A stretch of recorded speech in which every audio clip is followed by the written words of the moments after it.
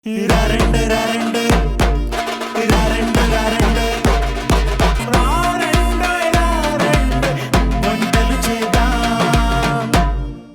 And easy రెసిపీస్తో రోజు మీ ముందుకు వస్తుంది రారండోయ్ వంటలు చేద్దాం. మీరు కూడా ఇక్కడికి వచ్చి పార్టిసిపేట్ చేయాలనుకుంటే మీరు డయల్ చేయవలసిన నెంబర్ 8008054321. ఈ నెంబర్స్కి డయల్ చేసి ఇక్కడికి వచ్చి పార్టిసిపేట్ చేసి మన నుంచి ఒక స్పెషల్ గిఫ్ట్ని అందుకోండి. అండ్ వెల్కమ్ టు రారండోయ్ వంటలు చేద్దాం.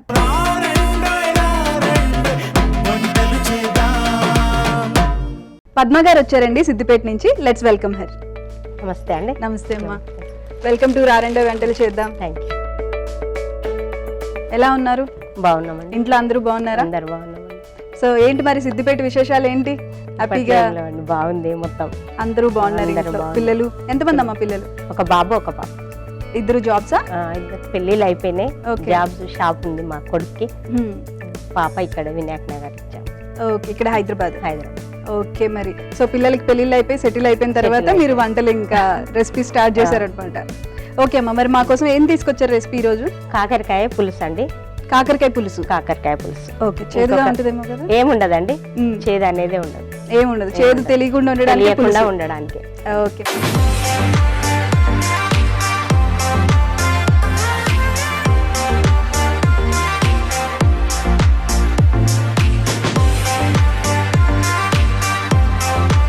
దానికి కావాల్సిన ఇంగ్రీడియంట్స్ చూద్దామా? చూద్దాం.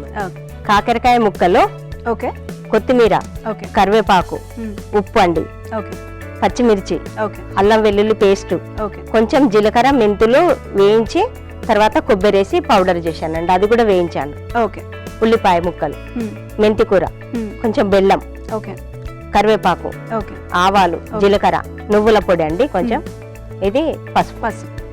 అది చింతపండు. చింతపండు గుజ్జు. ఓకే, సరే, అన్ని ఇంట్లో ఉండే ఇంగ్రీడియంట్స్. అన్ని ఇంట్లో కదా? సరే, మరి ప్రాసెస్ స్టార్ట్ చేసేసుకుందాం. స్టార్ట్ చేసి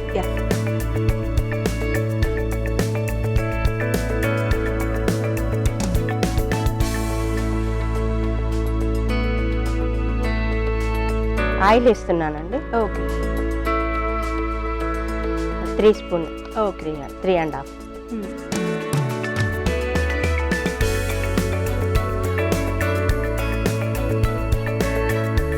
జీలకర్ర, ఓకే, 1/2 స్పూన్. ఆవాలండి కొద్దిగా,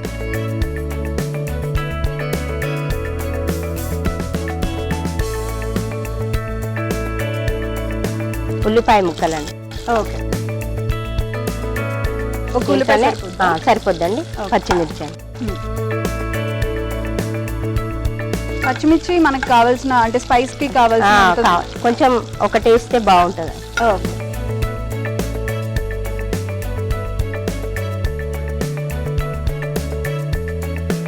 సో ఈ రెసిపీ ఎక్కడ స్పెషాలిటీ? సిద్దిపేటలో ఎక్కువ చేసుకుంటాం. సిద్దిపేట స్పెషాలిటీ మా ఇంట్లో ఎక్కువ చేసుకుంటామండి. మెంతి కూర అండి. ఓకే, మెంతి కూర జస్ట్ ఫ్లేవర్ కోసం. ఫ్లేవర్ కోసం, టేస్ట్ బాగుంటుందండి.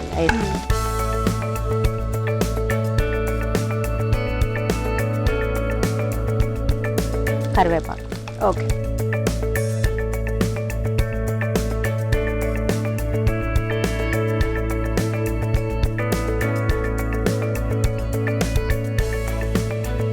పసుపు పేస్ట్.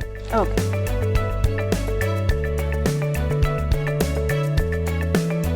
సో ఎవరి ఫేవరెట్ డిష్ ఇది మీ ఇంట్లో? ఇది మా ఇంట్లో మా అబ్బాయి చాలా తింటాడండి, మా సార్ కూడా బాగా తింటాడు. మీ సార్? ఓకే, సిద్దిపేటలో హస్బెండ్ ని సార్ అంటారా? నేను అంటానండి. మీరు అంటారు. కాకరకాయ ముక్కలు. ఓకే, అంటే జనరల్ గా పిల్లలు కాకరకాయ, అంటే కాకరకాయ హెల్త్ కి చాలా మంచిది, కానీ పిల్లలు కాకరకాయ అనేసరికి తినరు కదా, చేదుగా ఉంటుంది. మా ఇంట్లో ఎట్లా ఉన్నా తింటారండి, అంటే ఏ రకంగా చేసినా తింటారు. అంటే మీరు వండుతారు కాబట్టి బాగుంటదేమో. దీన్ని ఎన్నో రకాలుగా చేస్తానండి. ఓకే, ఒక కాకరకాయని. కాకరకాయ ఎన్ని రకాలు ఉంటాయండి జనరల్ గా మీ సిద్దిపేటలో కాకరకాయతో? సిద్దిపేటలో అని కాదండి, ఎక్కడ అంటే మీరు అల్లం వెల్లుల్లి పేస్ట్ అండి. ఓకే, అంటే ఇది మీరు సిద్దిపేట స్పెషాలిటీ అన్నారు కాబట్టి. కాదండి, మా ఇంట్లో స్పెషల్. ఓకే, కొంచెం దంచి ఫ్రై చేసుకుంటామండి, అట్లా కూడా చాలా బాగుంటుంది. అట్లా ఏంటి కాకరకాయనా? అవునండి. కాకరకాయని దంచి ఫ్రై చేస్తామండి. తొక్క బెల్లం వేస్తున్నా. తొక్క ఏం తీయమండి, ముక్కలు కోసేసి.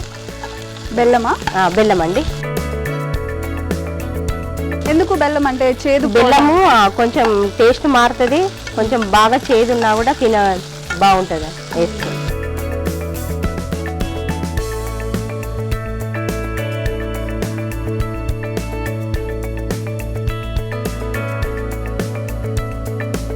ఒక 2 నిమిషాలు అది మగ్గించుకో. ఒక 2 నిమిషాలు. మరి ఇంకేంటి సిద్దిపేట స్పెషాలిటీస్ ఏంటి? ఈ సిద్దిపేట అనగా సర్వపిండి సిద్దిపేట స్పెషల్ అండి. సర్వపిండి సిద్దిపేట స్పెషాలిటీ. ఓకే. అంటే మీరు ఎక్కువ నాన్ వెజ్ తింటారా ఇంట్లో? నాన్ వెజ్ ఎక్కువ తినమండి, అంత వెజ్. అంతే వెజ్. ఎక్కువ ఎప్పుడన్నా ఒకసారి తింటామండి.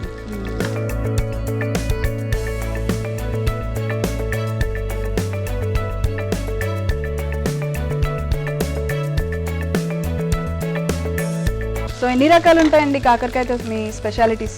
కాకరకాయలో 4-5 రకాలు ఉంటాయండి.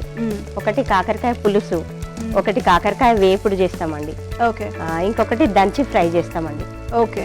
ఇట్లా ఎప్పుడు ఇష్టం ఉంటే అప్పుడు అట్లా కాకరకాయ పచ్చడి కూడా పెట్టుకుంటామండి. కాకరకాయని తొక్క తీసేసి దంచేసి ఫ్రై చేస్తామండి. ఇది గింజలు తీసేసి దంచి ఫ్రై చేసుకుంటాం. ఓకే, బాగుంటుందండి. ఇది మీ సిద్దిపేట స్పెషాలిటీ? మా ఇంట్లో చేసుకుంటాం. మీ స్పెషాలిటీ మీరు ఎవరి దగ్గర నేర్చుకున్నారు? నేను మా అమ్మ చేస్తే చేస్తాను. Okay okay. సో మీ అమ్మగారి దగ్గర నేర్చుకున్నారు? మా అమ్మగారి దగ్గర నేర్చుకున్నాను. కారం వేసుకుంటాను. ఓకే.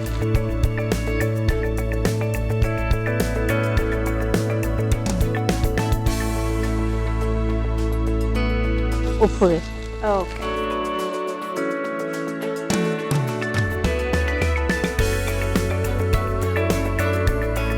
చింతపండు రసం అండి. ఓకే.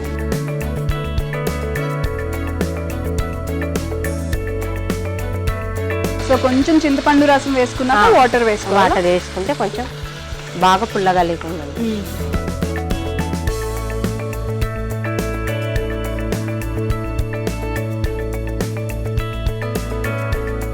మూత పెట్టేసుకుందామా? వద్దండి, చేదుగా వస్తుందండి మూత పెట్టి. ఓకే, మూత పెడితే చేదు. జనరల్ పులుసులా కాకుండా దీనికి మూత పెట్టకూడదు. మూత పెట్టకూడదు. ఓకే. ఇట్లా పైన ఆవిరికి వెళ్ళిపోతాయండి చేదు ఉంటే. ఓకే. సో కాకరకాయ చేదు లేకుండా ఎలా చేయాలో మీ దగ్గర నేర్చుకోవచ్చు అనమాట. సో ఏం చేస్తారమ్మా ఇంక ఇంట్లో ఖాళీగా ఉండేటప్పుడు? 2 పిల్లలు సెటిల్డ్, పెళ్ళిళ్ళు అయిపోయినాయి. మాకు ఒక మనవడు మనవరాలు ఉందండి, చిన్న పిల్లలు ఇద్దరు అంటే సరిపోతుంది. బాబు పిల్లల? ఓకే, వాళ్ళతో సరిపోతుంది. సో కలిసే ఉంటున్నారనమాట మా దగ్గర. ఓకే. చదువుతున్నారా వాళ్ళు? ఎడ్యుకేషన్? బాబు చిన్నోడండి, పాప సెకండ్ క్లాస్. సో ఇంట్లో చిన్న ఉన్నారంటే ఫుల్ హడావిడిగా ఉంటుంది. నువ్వుల పొడి అండి. నువ్వులు ఫ్రై చేసుకుంటా? నువ్వులు వేయించి పౌడర్ చేసుకొని తీసుకొచ్చింది. ఓకే. ఇది కొబ్బరి పొడి అండి. కొబ్బరి, జీలకర్ర, మెంతులు. కొబ్బరి, జీలకర్ర, మెంతులు. ఓకే. ఫ్రై చేసుకొని పౌడర్ చేసుకొని. ఓకే.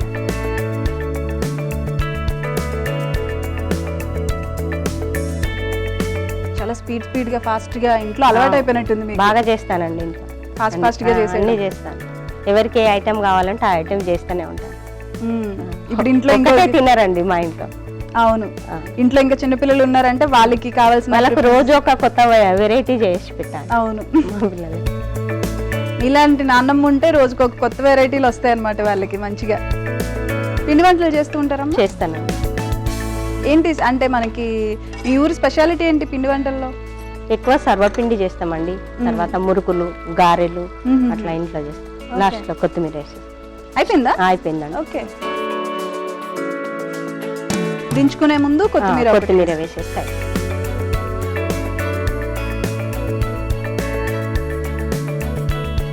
అయిపోయిందా? ఓకే.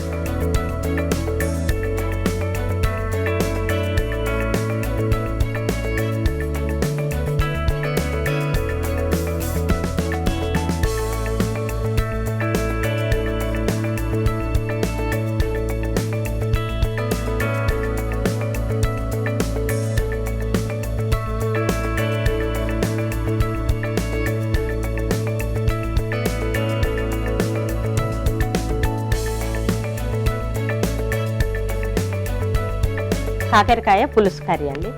టేస్ట్ చేసి థ్యాంక్ యూ సో మచ్. కాకరకాయ పులుసు టేస్ట్ చేసే ముందు తయారీ విధానం ఒకసారి చూసేద్దాం. కాకరకాయ పులుసు కావలసిన పదార్థాలు: కాకరకాయ ముక్కలు, చింతపండు పులుసు, కారం, ఉప్పు, పచ్చిమిరపకాయ ముక్కలు, ఉల్లిపాయ ముక్కలు, కరివేపాకు, పసుపు, బెల్లం, జీలకర్ర, నువ్వులు, అల్లం వెల్లుల్లి పేస్ట్, మెంతాకు, కొత్తిమీర, ఎండు కొబ్బరి, జీలకర్ర, మెంతుల పొడి. కాకరకాయ పులుసు తయారీ విధానం: ముందుగా స్టవ్ ఆన్ చేసి పాన్ పెట్టి నూనె వేసి అందులో జీలకర్ర, ఆవాలు, ఉల్లిపాయ ముక్కలు, పచ్చిమిర్చి ముక్కలు, మెంతికూర, కరివేపాకు, పసుపు, కాకరకాయ ముక్కలు, అల్లం వెల్లుల్లి పేస్ట్, బెల్లం, కారం, ఉప్పు, చింతపండు రసం, నువ్వుల పొడి, ఎండు కొబ్బరి, జీలకర్ర, మెంతుల పొడి వేసి బాగా మగ్గించి కొత్తిమీర చల్లి డిష్ అవుట్ చేసుకొని సర్వ్ చేసుకోవాలి. అంతే, కాకరకాయ పులుసు రెడీ. కాకరకాయ పులుసు టేస్ట్ చేసేద్దాం.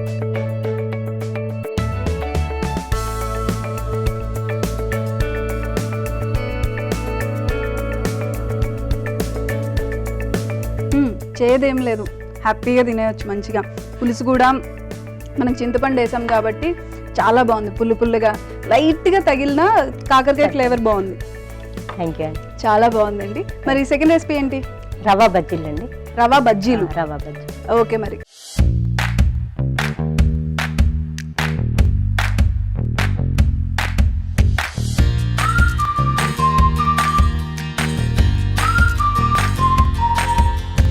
కావాల్సిన ఇంగ్రీడియంట్స్ చూసేద్దామా? చూసేద్దాం. ఓకే.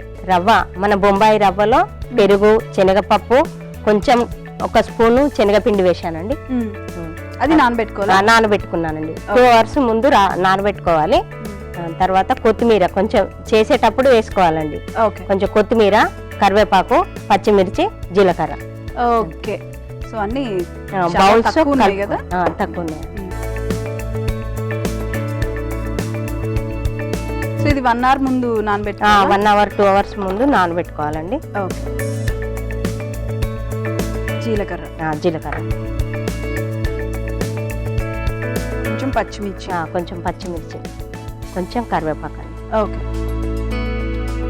కొత్తిమీర. సో ఈవినింగ్ టైం ఎప్పుడైనా మనకి ఈజీగా చేసుకోవచ్చండి, స్నాక్స్ లాగా.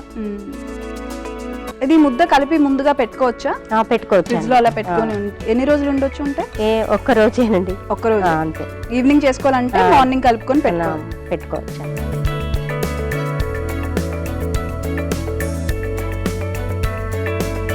ఆయిల్ ముందుగా వేడి చేసి పెట్టుకోవాలి.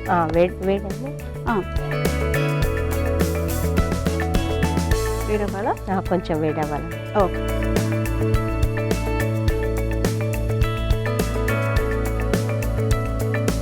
సో మరి ఇంట్లో చిన్నపిల్లలు 2 ఉన్నారు, వాళ్ళతోనే సరిపోతుంది?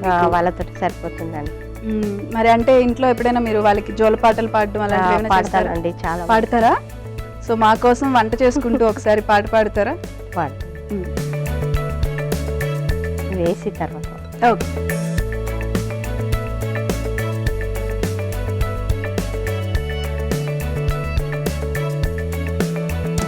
మంగళహారతి పాటలు కూడా పాడుతున్నారు.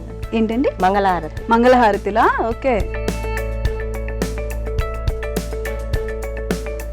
ఇంట్లో పిల్లల్ని చూసుకుంటూ మిగతా పనులు చేసుకుంటూ స్పీడ్గా చేయడం బాగా అలవాటు అయిపోయింది కదా? అవునండి.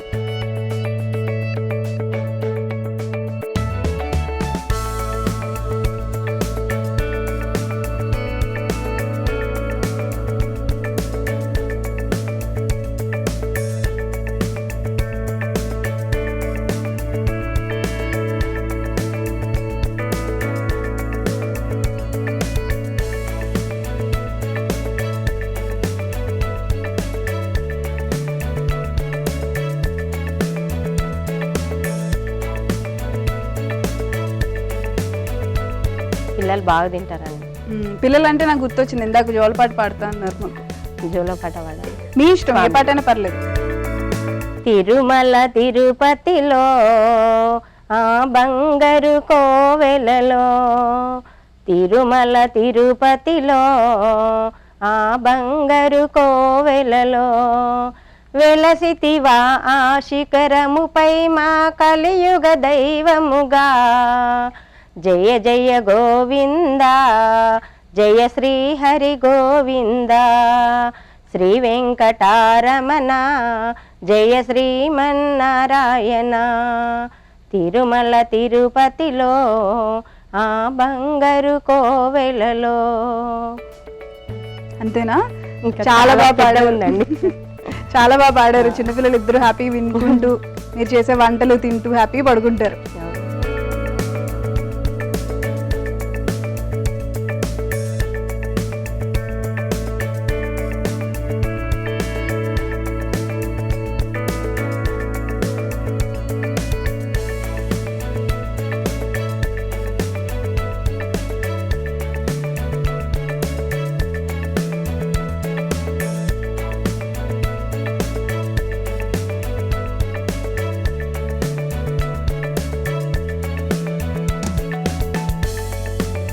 అయిపోయిందండి ఓకే. రవ్వ బజ్జీ.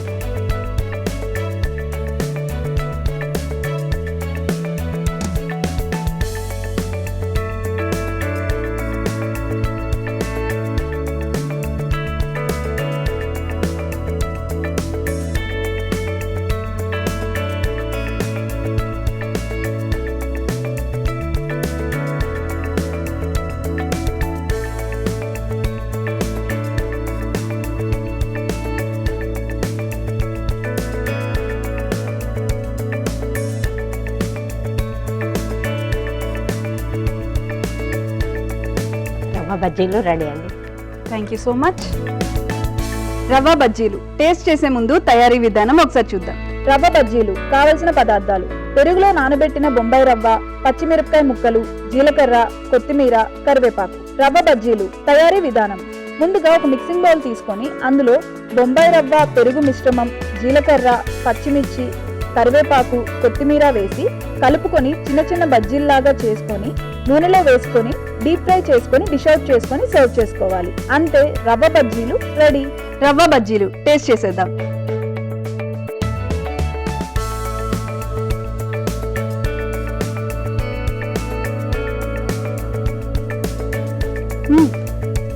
క్రంచీగా భలే ఉన్నాయి. ఈవినింగ్ టైం అయితే వర్షాకాలంలో కానీ ఈవినింగ్ టైం భలే ఉంటాయి ఇవి. బాగుంది. అండ్ క్రంచీగా ఉన్నాయి. చిన్నపిల్లలకి ఏదైనా క్రంచీగా ఉంటే నచ్చుతుంది కదా. రెండు రెసిపీస్ చాలా బాగున్నాయమ్మా. Thank you. మీ పిల్లలు అయితే చాలా లక్కీ. హ్యాపీగా మీరు రోజు వండి పెడతారు. రోజు ఒక ఐటమ్ చేసి పెడతానండి. థ్యాంక్ యూ సో మచ్ అమ్మా.